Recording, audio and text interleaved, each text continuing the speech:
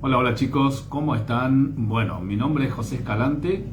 Para algunas personas que estoy viendo, que hay personas conocidas en el grupo y hay otras personas que seguramente es la primera vez que nos vamos a estar viendo. Soy instructor nacional de masajes, estoy en la ciudad de Corrientes, en Corrientes Capital. En los comentarios vayan diciéndome desde qué ciudad están, así nos vamos conociendo entre todos. Espero que esto sea hoy una jornada donde podamos compartir muchas cosas. La idea justamente es compartir con ustedes una experiencia, porque ustedes saben que para esto no hay un profesorado ni nada, sino que lo que hacemos es compartir la experiencia y que nos da resultados a nosotros. Buen día Norma. Bueno, Norma es una ex alumna ya prácticamente. A ver, Agustín está de Esquel, Chubut. Hola Fernando, ¿cómo están? Bueno, seguramente que van a ir ingresando los chicos. Ahí en el grupo ya les dije que si alguien necesita retirarse de la charla no hay ningún inconveniente, se retira. Después puede verlo porque la charla va a quedar totalmente grabada, así que después lo pueden volver a ver o pueden volver a mirar varias veces, las veces que ustedes quisieran el video. A ver, ¿qué dice Isabel? De la Francia, interior de Córdoba. Buen día, Suipacha, provincia de Buenos Aires. Bueno, es bastante federal, parece. Yo estoy en Corrientes, están de Córdoba, de Buenos Aires, de Chubut, así que bueno, me gusta cuando es así bien diverso, porque incluso también podemos compartir algunas problemáticas que muchas veces tenemos los masajistas en diferentes puntos de la República Argentina. Ustedes saben que como la profesión del masaje en la República Argentina no está legislado, por lo tanto cada provincia por ahí tiene sus formas de trabajar y sus limitaciones y todo lo demás. Bueno, pero eso es otro tema, así que vamos a enfocarnos en lo que vinimos hoy, que es el masaje deportivo. En todos los deportes va a ser sumamente importante el aporte que hace el masajista cuando tiene que asistir a un deportista. Los deportistas, los que conocen el masaje, siempre les van a decir: yo no dejo ni a palos el masaje, porque la verdad que se siente muchísimo el trabajo del masajista. Nosotros los masajistas trabajamos en la prevención de las lesiones. Eso es algo que tenemos que tener muy en claro, porque tampoco confundir las cosas, porque tenemos el personal médico que trabaja con los deportistas y también estamos nosotros que somos personal no médico. Siempre tenemos que hacer esa diferencia para poder entender hasta dónde nos toca a nosotros trabajar y cuáles van a ser nuestras limitaciones, y poder también convivir con otras personas o con otros profesionales que van a estar trabajando a la par nuestra. Siempre cuando nosotros trabajamos con deportistas, así entremos en cualquier club de barrio o lo que sea, siempre vamos a estar trabajando en conjunto con otras personas, con otros profesionales. ¿Quiénes van a ser esas otras personas? El preparador físico, el entrenador, puede ser el médico del club, el kinesiólogo del club. Entonces tenemos que saber diferenciar cuál va a ser nuestro trabajo. Con el profesional que casi siempre vamos a trabajar en conjunto y que vamos a estar muy cercanos va a ser con el kinesiólogo y con el médico. Con el médico no hay ningún inconveniente porque las funciones son bastante diferentes. El problema por ahí se nos puede pasar, digamos, con el kinesiólogo, que en realidad tampoco tendría que haber problema, porque el kinesiólogo es un profesional de la salud que va a trabajar cuando hay una lesión. Entonces, por ejemplo, si un jugador se desgarra, si un jugador no sé, se fractura o tiene una distensión muscular, o tiene cualquier tipo de lesión que pueda tener el músculo del jugador, va a ser atendido por el médico, y la rehabilitación lo va a hacer el kinesiólogo. Eso es algo muy importante que tenemos que entender, que la rehabilitación de las lesiones lo tiene que hacer el kinesiólogo. Entonces, ¿cuál sería nuestra función como masajistas? Nosotros vamos a trabajar con los sanos, con las personas que están sanas, con los deportistas que están sanos. Justamente lo que buscamos es intervenir para evitar la lesión. ¿Cómo vamos a evitar la lesión? Vamos a preparar los músculos, vamos a acompañar a los jugadores con los entrenamientos, a hacer el acompañamiento. El masaje tiene que ir a la par del entrenamiento. Así como la persona tiene que ir todos los días a entrenar, también tiene que recibir masaje, porque el efecto principal que produce el masaje es eliminar las toxinas, es hacer que los músculos estén en buenas condiciones al día siguiente para poder seguir entrenando. Entonces el masaje también debería ser una rutina para el jugador o para el deportista, sobre todo cuando estamos hablando de personas, de deportistas profesionales, deportistas que tienen que entrenar todos los días y que lo toman eso como una profesión. Los deportistas que son profesionales es como cualquier persona que trabaja, entonces todos los días tiene que ir a entrenar, hacer entrenamiento de la pretemporada, por ejemplo, que lo vamos a hablar enseguida. Después, durante el torneo, tienen que hacer los entrenamientos, tienen que ir a los partidos, entonces tiene mucho desgaste muscular. Y la idea nuestra del masajista, del masaje deportivo, es justamente ayudar para que se puedan eliminar todos esos residuos del metabolismo muscular que se va a ir generando por los entrenamientos. ¿En qué le va a favorecer eso? En que vamos a tener un músculo que va a estar en mejores condiciones para poder seguir entrenando, para que al día siguiente ese músculo pueda entrenar sin ninguna dificultad. Esa va a ser la idea del masajista. Entonces ahí hacemos ya una gran diferencia entre lo que sería el masajista y el kinesiólogo. Nosotros trabajamos en la prevención, trabajamos con las personas sanas, pero obviamente que estando dentro de ese ambiente del deporte tampoco podemos negar de que se nos van a presentar personas con lesiones. Es bastante común que vengan una persona que se había desgarrado, una persona que tuvo un esguince, y que tenemos que convivir con esas personas, y ahí es donde se crea esa línea delgada entre lo que podemos hacer y lo que no podemos hacer, porque por ahí nos va a venir una persona que está esguinzada o una persona que les digo, hizo un desgarro, por ejemplo, no sé, la semana pasada o hace 10 días o ayer, y necesitamos también trabajar con esas personas porque el masaje tiene que continuar. Entonces, cuando nos toca a esas personas, no es que nosotros le vamos a curar el esguince ni le vamos a curar el desgarro. De eso ya dijimos, se va a encargar el kinesiólogo. El kinesiólogo es lo que le va a hacer la rehabilitación. Pero nosotros necesitamos conocer esas lesiones para justamente no producir no acentuar la lesión. Entonces tenemos que saber diferenciar esas lesiones, poder comprender y saber qué maniobras podemos realizar y qué no, para no dañar aún más a la lesión. Eso es el conocimiento que nosotros necesitamos saber, no para curar la lesión, sino para no dañar más la lesión. ¿Estamos? Eso es algo que tenemos que entender, porque nosotros no somos personal de salud. Los masajistas en la República Argentina, por lo menos, no tenemos matrícula de salud pública, por lo tanto no podemos intervenir en la rehabilitación. Bien, si alguien quiere preguntar algo, lo va haciendo en los comentarios. Quiero que esto sea dinámico. Acá la primera parte voy a hacer toda una introducción de lo que vamos a hacer, y después sí vamos a empezar a trabajar con la parte práctica, que yo sé que a ustedes lo que más les interesa por ahí es la parte práctica, pero también necesitamos hacer un poquito de introducción de lo que vamos a hacer. Bueno, ustedes seguramente que saben que el masaje deportivo, creo que la mayoría de los que están en el grupo son masajistas, tengo entendido, así que seguramente que saben que el masaje deportivo se divide en 3 etapas. ¿Se acuerdan que lo habíamos dado o que lo dieron seguramente, como el masaje precompetitivo, el masaje postcompetitivo y el masaje de mantenimiento? Esa es la clasificación tradicional, y que lo van a encontrar por todos lados, la clasificación del masaje deportivo. El precompetitivo, que es el masaje que se le hace antes de los entrenamientos; el postcompetitivo, que es el que se le hace después de los entrenamientos; y el masaje de mantenimiento, que es un masaje que se le puede hacer en cualquier momento, sin tener en cuenta si la persona entra a entrenar o sale de entrenar.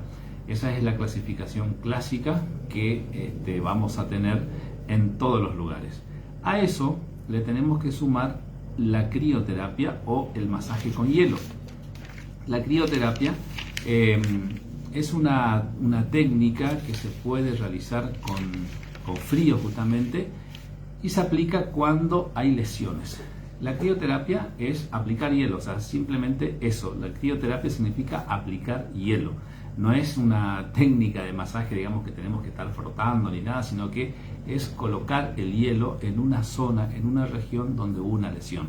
Eso es muy importante porque si nosotros hablamos de que en el fútbol o en cualquier deporte se pueden producir diferentes lesiones. Dijimos que las lesiones más comunes pueden ser un desgarro, por ejemplo, un desgarro muscular, o puede ser una tendinitis, puede ser, por ejemplo, también una luxación, y eso va a producir una inflamación. En el caso del desgarro muscular es cuando las fibras musculares se rompen, se separan.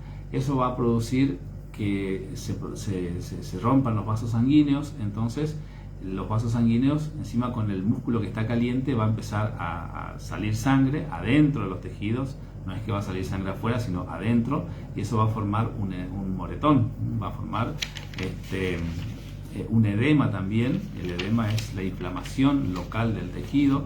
Ese edema va a hacer que se hinche un poquito, y entonces podemos nosotros colocar hielo, que es la manera más fácil de poder bajar la inflamación, de poder también calmar el dolor, porque el hielo va a tener varios efectos.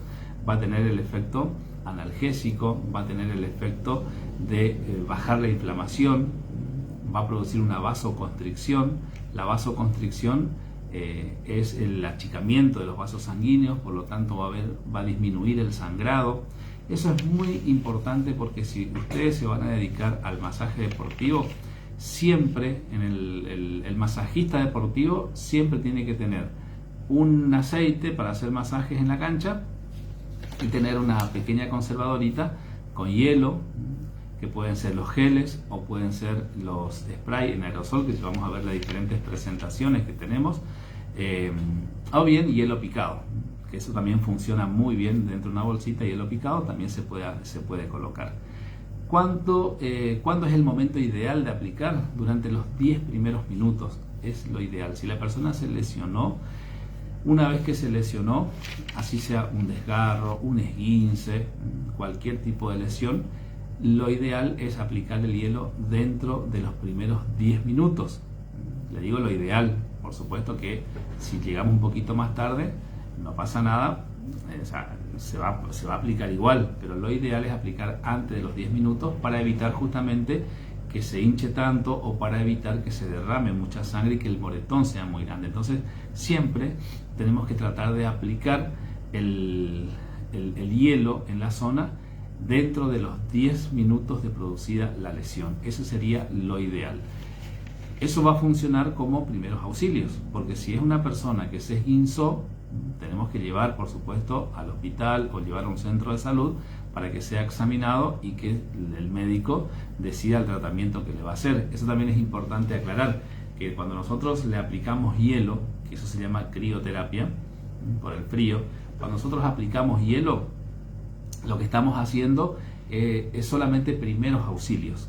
No es un tratamiento, digamos, que va a quedar solamente con eso la persona. La persona después tiene que ir a un centro de salud para hacer los estudios correspondientes y de esa manera hacer después la rehabilitación con el kinesiólogo. Pero con la crioterapia se ayuda muchísimo a que la lesión no sea tan grande, a que los efectos secundarios no sean devastadores para el jugador, porque se evita justamente el edema, se evita la hinchazón, se evita que se derrame tanta sangre, porque justamente eso va a ser el efecto que va a producir el hielo, que produce vasoconstricción, que produce que disminuye la inflamación. Pero el hielo también es peligroso si se coloca mucho tiempo, y eso tienen que tenerlo muy en cuenta. Cuando se coloca hielo, siempre tenemos que saber de que tenemos que ir aplicándolo por intervalos. O sea, hay diferentes formas de aplicar. Se puede hacer intervalos de 10 minutos o se puede hacer intervalos de 15 o de 20 minutos como máximo. Hay personas que depende mucho de la localización del tejido, de la zona que tenemos que trabajar. Si es una zona que tiene tejido graso, por ejemplo, en la zona del tejido graso cuesta más llegar el frío en la profundidad de la piel. Entonces, si es una zona con tejido graso, siempre lo aplicamos por lo menos cada 20 minutos.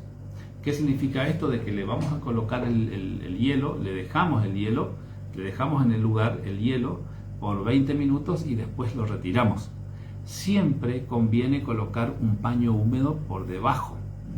No importa lo que le estemos colocando, puede ser un criogel, puede ser como una bolsita de hielo, pero siempre le vamos a colocar un paño húmedo entre la piel de la persona y la superficie de hielo que estamos utilizando.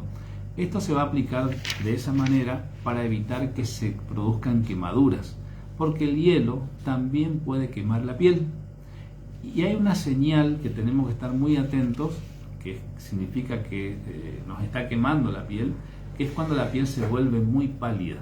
En el lugar donde ustedes están colocando el hielo, si ustedes ven una marcada diferencia de la piel con el resto, por ejemplo, supongamos que están colocando en una rodilla, una persona se dobló la rodilla, se esguinzó, se empezó a hinchar, ustedes le colocan el hielo en la zona de la rodilla, estamos haciendo intervalos. En el caso de la rodilla no hay casi grasa, fíjense que es una articulación que no hay prácticamente grasa, es piel y el hueso, la articulación nada más, está la rótula muy por debajo de la piel.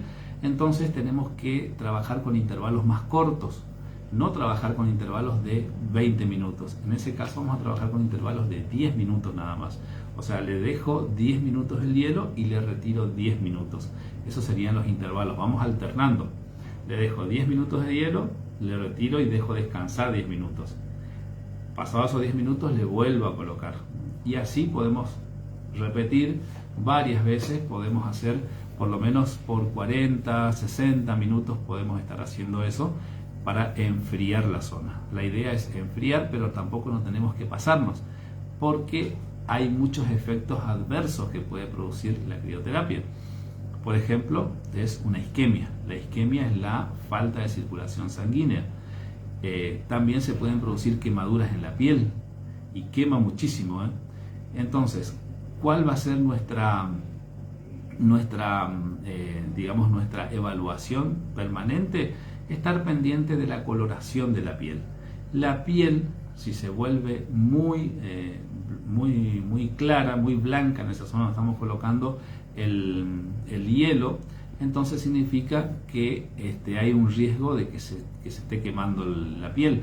Entonces tenemos que dejar un intervalo por lo menos del doble, o sea, si estábamos descansando 10 minutos, dejar descansar por lo menos 20 minutos. Incluso algunos lo hacen con masajes en la zona manual, como para poder activar un poquito la circulación y revertir el frío.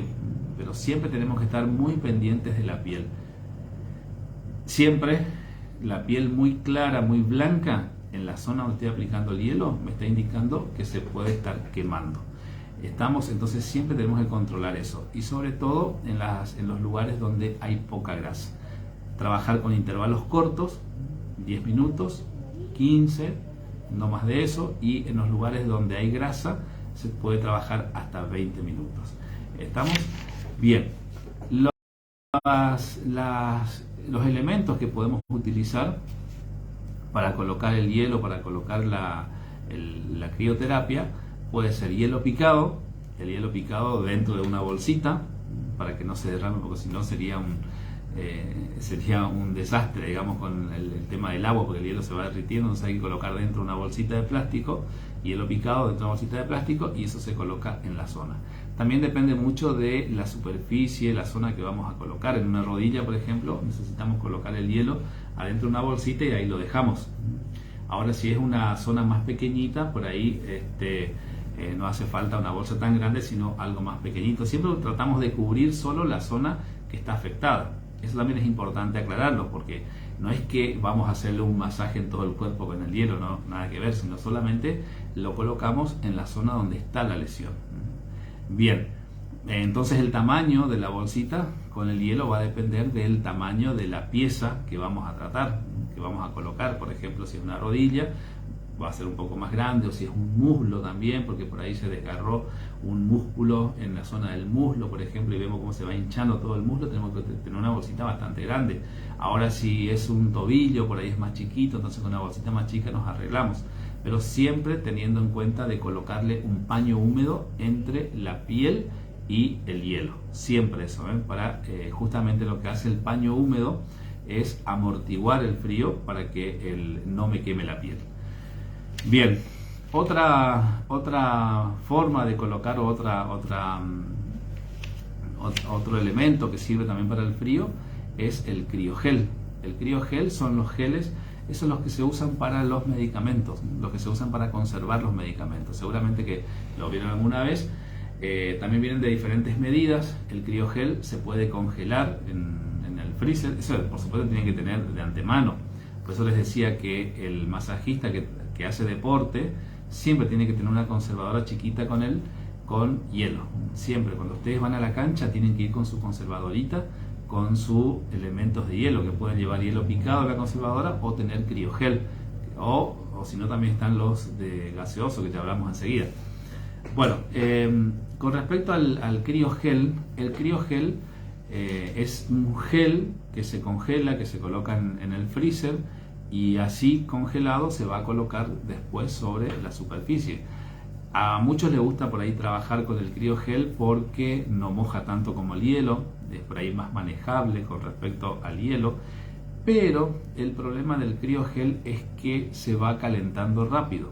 Se va calentando rápido, necesitamos tener suficiente criogel porque va tomando rápidamente la temperatura de ambiente y hay que volver a congelar. Y acuérdense que si estamos en una cancha no vamos a tener la posibilidad de tener un freezer para volver a congelar. Entonces por ahí el criogel no es lo que a mí más me gusta para trabajar, porque nos quedamos rápido sin material. Eso sería el resumen, es que nos quedamos muy rápido sin material de frío. En cambio con el hielo picado rinde mucho más, o es más fácil conseguir el hielo picado en cualquier lugar, y el criogel podemos tener 3 o 4 en nuestra conservadorita, pero rápidamente va perdiendo el frío y no tenemos para reponer. O sea, ese sería el inconveniente. El criogel por ahí es más cómodo porque no se va a chorrear tanta agua, pero es más difícil de mantener frío. ¿Estamos? Bien. Después hay también una forma casera de hacer criogel, que es con mezclar agua con alcohol. Se mezcla agua con alcohol, 2 partes de agua, eso lo pueden hacer ustedes en su casa. Se puede mezclar 2 partes de agua y 1 parte de alcohol. O sea, 2 partes significa, por ejemplo, yo tengo 2 vasitos, entonces coloco 2 vasitos de agua y 1 vasito de alcohol, lo mezclo, lo coloco adentro de una bolsita y eso lo congelo. Entonces eso también hace que el agua no se congele en su totalidad, sino que se congela todo así por partes y queda también como un criogel. Es otra forma también de que pueden armarse en forma casera su criogel. Y después a ver, Isabel, el alcohol ¿a qué porcentaje? El alcohol a 90 grados. El alcohol va bien purito, no el de 70 que se está usando ahora para el COVID, el de 90 grados. Bueno, después está también la crioterapia gaseosa. La crioterapia gaseosa son los sprays, los famosos sprays que seguramente ustedes vieron en los partidos de fútbol. Vieron cuando un jugador se lesiona o se tira al piso y vienen y le tiran un poquito de spray y parece santo remedio que se levanta como si nada. Bueno, con los jugadores también hay mucho acting, a veces se tiran y se hacen todo un show porque también hay que tratar de perjudicar al equipo contrario. Entonces por ahí no se crean todo lo que está pasando. De todas maneras, La crioterapia gaseosa es uno de los más difundidos hoy por hoy. Es muy práctico para trabajar porque es como un spray que se puede tener en su portafolio, en cualquier lugar. El único problema con la crioterapia gaseosa es que es un poco caro. ¿Y qué es lo que se utiliza en ese spray? Se utiliza nitrógeno líquido.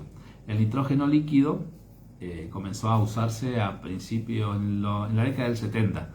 En la década del 70 se empezó a utilizar el nitrógeno líquido, pero lo que tiene el nitrógeno es que es muy caro. Entonces, por ahí eso dificulta un poco el uso en forma, digamos, en forma general. Todo el mundo no puede por ahí tener su nitrógeno líquido porque es bastante carito. Y después, en los años 90, lo que se hizo fue reemplazar ese nitrógeno líquido por dióxido de carbono líquido. El dióxido de carbono líquido también vino a reemplazar al nitrógeno líquido. El dióxido de carbono es un poco más económico, es lo que más se está utilizando ahora, y también tiene una alta efectividad. Ese dióxido de carbono, o sea CO2, el CO2 líquido que sale con el spray, congela y hace que disminuya la temperatura a 2 grados. Fíjense cómo nosotros en el cuerpo tenemos 37 grados, 36,5, 37, es lo que normalmente tenemos en nuestro cuerpo. Y con el dióxido de carbono líquido se puede llevar a 2 grados centígrados en la zona donde se coloca en aproximadamente 30 segundos. Así que fíjense lo rápido que actúa. Por eso es que produce una analgesia casi instantánea, porque produce tanto frío en el lugar que la analgesia se hace casi instantánea, casi en el momento. Entonces, además de todos los otros efectos que produce la crioterapia, como reducir la inflamación, producir la vasoconstricción y todo lo demás. Así que por eso es muy usado en los deportistas, sobre todo los deportistas de elite, en los deportistas profesionales, porque por ahí tienen más poder adquisitivo como para tener ese tipo de elementos. Bien, bueno, a ver qué otra cosita podemos hablar. Hagan preguntas, chicos, si quieren, Hidroterapia también, o inmersión en agua. Ustedes no sé si alguna vez vieron, la hidroterapia es sumergir en agua a los jugadores. Se colocan unos tanques bastante grandes y la persona se puede sumergir en agua por unos minutos, son unos pequeños minutos. Eso se usa mucho después de los entrenamientos. La idea de la hidroterapia, que es con agua fría, con hielo, es tratar de reducir al máximo los efectos secundarios después de los entrenamientos o después de los partidos. El músculo, a ver qué dice, el spray se aplica una sola vez. Sí, una sola vez es suficiente. Con eso ya reduce la temperatura hasta 2 grados y produce una analgesia prácticamente inmediata. Bueno, la hidroterapia les decía, porque también seguramente en algún momento por ahí les va a tocar por lo menos presenciar, si trabajan en la parte deportiva, son una especie de tanques donde se sumerge el jugador, o se puede sumergir el cuerpo completo o solamente la zona que estuvo trabajando. En el caso de los jugadores de fútbol, por ejemplo, con que se sumerjan hasta la cintura es suficiente, porque lo que se hacen una a ver, dice la hidroterapia es con agua fría o caliente. Es agua fría, Isabel, es agua fría. Se coloca un tanque o un tacho, una pileta chiquita con agua, se llena de hielo, se coloca hielo y se sumerge. Siempre se busca sumergir la zona que estuvo entrenando. Eso se hace después de los entrenamientos. Por ejemplo, después de un partido de fútbol, después de un entrenamiento. Es un poquito molesto y hasta diría que hasta duele casi un poquito. Hay como una sensación de dolor, pero el efecto es sumamente eficaz contra todas las roturas, inflamaciones, porque siempre cuando hay un entrenamiento se va a producir algún tipo de lesión, algún tipo de roturas fibrilares, y eso es muy importante que nosotros le podamos producir una compresión, porque eso es lo que se busca. Lo que se busca es comprimir todo, los vasos sanguíneos. Entonces eso va a hacer que baje la inflamación, que se recupere mucho más rápido la fibra muscular. Sería post-competitivo. Sí, exactamente, es después de la competencia, siempre, o después del entrenamiento, siempre después del entrenamiento. La hidroterapia se aplica siempre después del entrenamiento, porque la idea es justamente trabajar con los músculos que estuvieron en actividad. Esos músculos que estuvieron en actividad son músculos que van a quedar con pequeños desgarros, que van a quedar con pequeñas rupturas fibrilares. Entonces la idea de la hidroterapia es comprimir todo eso, bajar la inflamación, hacer que se cure mucho más rápido esas rupturas fibrilares y que la recuperación sea mucho más rápido. Pero es se le va a sumergir a la persona solamente un par de minutos, de 3 a 5 minutos es lo que se sumerge. Es algo rapidísimo, se lo deja un ratito, de 3 a 5 minutos, y se lo saca. Esa es la hidroterapia. Eso también se puede aplicar en una sola parte del cuerpo. Por ejemplo, si hay una lesión en el tobillo, por ejemplo, o en la rodilla, se coloca solamente la pierna o solamente el pie. En el caso del tobillo, en un recipiente con agua fría, también se lo sumerge, se lo deja un ratito. En el caso del tobillo se le puede dejar unos 10 minutos. Al principio puede producir como una especie de dolor, pero después hay que aguantar ese dolor que produce el frío, y después van a sentir como que empieza a calma totalmente, y ahí ya lo puede retirar el pie. ¿Estamos? Bien. Bueno, y después entonces vamos a la parte del masaje en el fútbol, porque hoy le vamos a dar mucho hincapié a lo que es el fútbol en esta charla, porque el masaje deportivo es muy amplio. Ustedes saben que es muy amplio porque se puede aplicar en todos los deportes, se puede aplicar en el fútbol, en el rugby, en la natación, en diferentes partes. Pero hoy lo vamos a dar una connotación un poco más futbolera, porque es lo que más vamos a trabajar. La mayoría de nosotros tenemos contacto siempre con futbolistas que vienen a buscar un masaje, que vienen a pedirnos un masaje, que son futbolistas, que estaban jugando al fútbol, que se lesionó, que se guinzó, que esto, que lo otro. Entonces la idea es saber qué le vamos a hacer a esas personas, y para eso habíamos dividido la técnica del masaje, lo dividimos en 3 partes. Lo dividimos en el masaje de entrenamiento, ahí yo les pasé la diapositiva en el grupo de WhatsApp, el masaje de entrenamiento, el masaje preparatorio y el masaje de recuperación. En el fútbol, nosotros, si nos enfocamos en la parte futbolera, el fútbol, si lo tomamos como una temporada, la temporada del fútbol va a estar formado, va a comenzar mucho antes de la etapa competitiva. La etapa competitiva del fútbol es cuando arranca el torneo, cuando comienza el torneo, pero antes de comenzar el torneo ya vamos a tener la preparatoria, vamos a tener la pretemporada, que es la preparatoria del jugador. En esa pretemporada el jugador se va a empezar a entrenar justamente para después llegar a la competencia. En ese momento de preparatoria, cuando el jugador todavía está, yo les mandé un cuadro al final, fíjense, hay un cuadro al final, después mírenlo, no ahora, sino después mírenlo.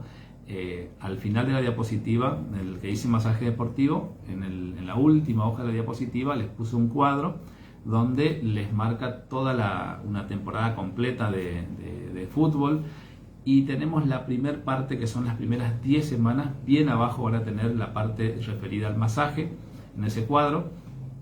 Las primeras 10 semanas de la temporada de fútbol tenemos que trabajar con el tipo de masaje de entrenamiento. El masaje de entrenamiento es un masaje largo, es un masaje de 1 hora aproximadamente, donde vamos a trabajar con mucho amasamiento, mucha fricción, muchas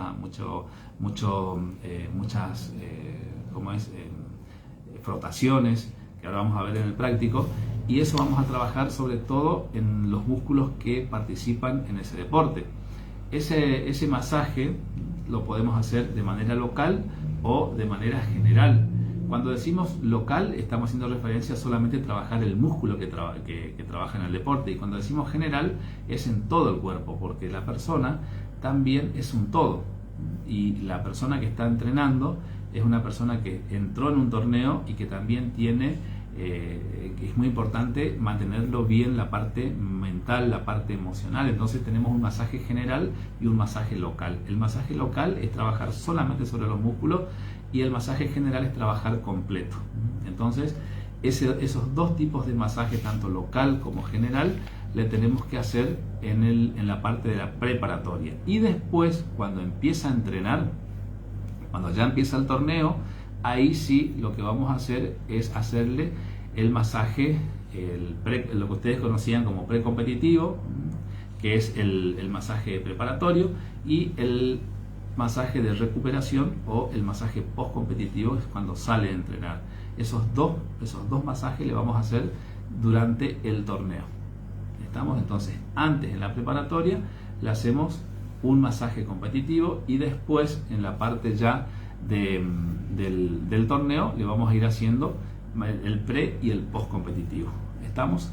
Bueno, voy a hacer un pequeño corte y voy a buscar mi modelo a ver si ya vieron, y vamos a comenzar a trabajar con la parte práctica. Solamente les quise hacer una introducción como para poder ponernos en onda entre todos. Corto y me vuelvo a conectar en 10 minutos aproximadamente.